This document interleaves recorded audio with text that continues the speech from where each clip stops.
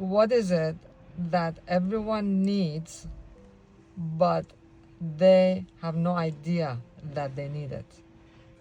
For myself, I always come back to the question, am I playful and spontaneous, or stiff and indecisive? So this question begs to be answered.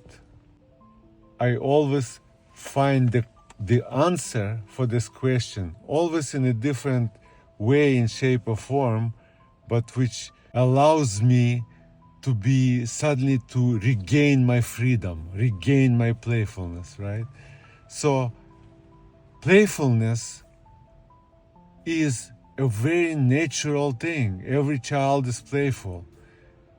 And what happened is that playfulness got inhibited, Got stifled along the way. stifled, and we were convinced first by our parents, but then by education system, that there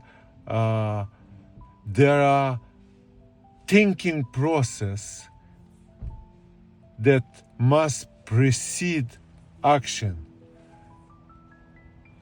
So a child just observes, no thinking process, and the child acts out of this observation.